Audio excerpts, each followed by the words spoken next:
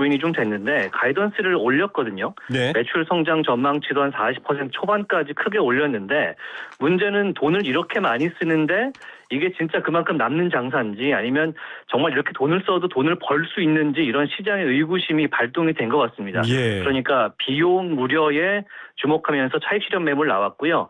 그 전날에도 사실 ASML 실적 이후에 전망치 상향했는데도 똑같이 부정 반응을 했거든요. 예. 여기다가 이제 금요일 아까 말씀 주신 것 같이 문샷 AI라는 이 중국의 스타트업이 AI를 새로 내놨는데 이게 상당히 성적이 좋다라는 네. 얘기가 나왔고 또 미국 이란 전쟁이 다시 재격화된다. 라는 악재가 겹치면서 유가가 크게 올랐고 기술주 나스닥이 상당히 좀 빠졌다라고 보시면 되겠습니다. 네. 중국은 이렇게 개방형 오픈웨이트 방식으로 만들어서 아주 저렴하게 초고 성능의 AI를 제공하겠다인데 의구심도 좀 있고 이게 실제 그만큼일까? 평가용으로 만든 거 아닐까? 얘기부터 시작해서 반도체가 그렇다고 주춤할까? 막 생각들이 많습니다. 오진석 에디터께서는 어느 방향으로 읽고 계십니까? 일단은 지난 미국의 이제 금요일 증시 같은 경우는 나스닥의 공포감 조성한 게 문샷 때문인 건 맞는 것 같아요. 예. 결론부터 말씀을 좀 드리면 시장에는 이 키미3가 단기적인 영향만 좀 줄 걸로 보이고 AI 산업 자체로 보면 이제 트렌드가 작업당 비용으로 바뀌는 변곡점을 제시한 것 같다라고 네. 생각이 됩니다. 말씀 주신 대로 오픈소스, 오픈웨이트 AI 모델이 이렇게 챗 GPT라든지 클로드의 선두 모델을 막 제치는 코딩 성능을 내는데 비용은 거의 60-70%밖에 훨씬 더 저렴하다 이렇게 발표가 된 건데요. 예. 1992년생의 35세 창업자가 60억 가지고 만든 모델 가성비가 상당히 두렵다 와. 이런 평가가 나옵니다. 그런데 이제 하이퍼스케일러들 다들 아시겠지만 네. 뭐 1년에 지금 빅테크가 7천억 달러 우리 돈으로 한 1,000조 원 이상을 쓰고 있거든요. 예. 그런 상황에서 중국산 AI들 작년에는 딥시크 올해는 이렇게 키미3가 나와주면서 케이펙스 지출에 대한 정당성이 약화가 되고 있고 이게 반도체 수요 둔화로 이어지면 어쩌나 이렇게 또 우려가 나오는 상황에서 이 투자 인풋 대비 아웃풋의 효율성에 대한 정당성 계속 질문이 나올 것 같습니다. 다만 말씀해 주신 대로 약간의 좀 왔다 갔다가 있는데 과장됐다라는 소식도 있어요. 예. 연산 능력은 좋지만 결국에는 막대한 메모리가 필요한 비싼 구조다라는 평가도 좀 있고요. 예. 어떤 사람은 이 질문을 넣어봤더니 자신이 클로드라고 대답하는 질문이 바로 이 키미3에서 나왔다면서 카피 의혹도 주말 사이에 나왔거든요. 예. 시장에서는 이 이슈를 가지고 충분히 좀 소화를 어찌됐든 할 수 있지 않나 이렇게 평가하는 걸로 보입니다. 예, 이게 증류라고 해서요. 다른 AI 엔진 활용해가지고 내 거인 양 내는 건데 그렇게 맞죠. 되면 또 예, 우리 반도체는 계속 수요가 있는 걸로 볼 수도 있고요. 문제는 우리 코스피 시장 봐야 될 것 같습니다. 장 초반 분위기 어떨까요? 오늘 좀 전망 부탁드립니다. 이거 쉽지가 않을 것 같습니다. 일단 위켄드 나스닥 선물 지수를 보니까 하락 마감을 했어요. 주말 동안에. 네. 거기다가 이제 말씀드렸던 대로 금요일 날에 미국 반도체 폭락을 완전히 피하기는 좀 어려워 보이는 데다가 우리나라 개별 요인이 한 가지 또 있죠. 네. 금리 인상이 있었습니다.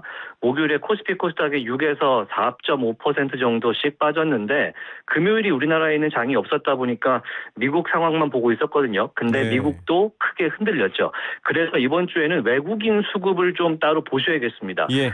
7월 들어서 16일까지 외국인이 무려 12조 5천억 원 규모를 순매도했는데 네. 일단 여기다가 한국은행의 기준금리 인상이 맞물리면서 차익 실현 압박이 있었던 거거든요. 이 흐름이 앞으로도 나올지 혹은 기관이 혹은 개인이 그걸 받아줄지 요 흐름을 좀 보시고요. 장 초반에는 바닥을 좀 두드리지 않을까 생각이 됩니다. 예, 뭐 늘 분석해 주시면 서킷 브레이커 이후에는 올랐어라고 했을 때도 진짜 예. 그림도 적중해 주셔서 저희가 깜짝 놀랐는데 여러 가지 변수가 있습니다. 금리를 올리면 돈은 어쨌든 투자보다는 모아지는 심리로 바뀌기 때문에 좀 봐야 될 것 같고 정부가 레버리지 ETF 얘기하면서 이거 폐지는 어렵다. 10조 원 풀렸는데 어떻게 폐지하냐 김용범 실장이 얘기를 하면서 대신 문턱 높인 거 빨리 시행하겠다 이런 얘기인데 효과 있을까요? 일단 결론부터 좀 말씀을 드리면 단기적인 유동성 억제에는 확실한 효과가 좀 있을 수 있겠습니다. 근데 근본적으로 변동성이 있는 것을 잡는 데는 한계가 있을 수 있다. 네. 단기적인 과열 해소에 확실히 도움은 된다. 이렇게 좀 볼 수 있겠고요. 보완책을 보면 예탁금 상향, 저번에 말씀드린 대로 3천만 원으로 묶고 최수 매수 단위를 1에서 20주로 늘렸습니다. 네. 그러니까 주식 대용을 인정을 안 하고 무조건 3천만 원을 묶어놔야 되니까 예. 투기적인 이 물량의 진입을 문턱을 좀 높여버린다라는 그런 상징적인 건데 네. 그런 상황에서 이미 형성된 10조 원 정도의 매물이 아직 있기 때문에 널뛰기 장세는 당장 잡힐 수는 없겠다. 예. 다만 이런 실적 장세에서 반등을 도모하면서 리스크를 줄이는 것을 정책적으로 분명히 목표하는 것은 보인다. 이렇게 생각이 됩니다. 급한 불씨는 끌 수 있겠지만 그 타오르는 기본 불은 화재의 근원은 지금 안 꺼질 것 같다 이런 분석도 있습니다. 이럴 때 조금 뭐랄까요 주식시장을 꼭 삼성전자와 SK하이닉스로만 바라볼 필요는 없을 것 같거든요. 어떻게 조언해 그렇죠. 주시겠습니까? 일단 이렇게 금리라든지 매크로 영향이 좀 있는 상황에서는 대피소를 가는 게 좋겠죠. 대피소. 예. 네. 대형 금융주를 저는 생각을 하는데요. 다들 비슷하실 것 같아요. 은행이라든지 보험주를 좀 눈여겨보셔야 될 것 같고 하느니 금리를 2.75까지 올렸기 때문에 이자 개선이라는 확실한 모멘텀이 금융섹터에 생겼고 예. 부채 비율이 낮고 현금 흐름이 좋으면서 배당도 좀 많이 주는 그런 밸류업 수혜 금융주들이 있잖아요. 분명히 예. 있습니다. 이런 지수 급락기라든지 방어적인 선택지가 필요할 때는 이런 매수 기회 한번 보시고요. 미국 투자자분들도 소비재라든지 배당주 그리고 테크 같은 경우에는 이번 주부터는 실적 장세가 들어갑니다. 예. 그래서 어닝 플레이를 하시면서 투자하시면 좋겠습니다. 예, 대피소 말도 맞고요. 비 올 땐 우산 장수, 또 햇볕 쨍쨍할 땐 소금 장수 왔다 갔다 하셔야죠. 한 군데만 있으면 안 됩니다. 알파벳과 중동, 알파벳이 지금 22일 날 그 실적 발표가 있다고 해요. 이 두 예. 가지를 봐야 코스피가 향후 더 아래로 꺼지는지 그래도 올라갈지 본다고 하는데 맞나요?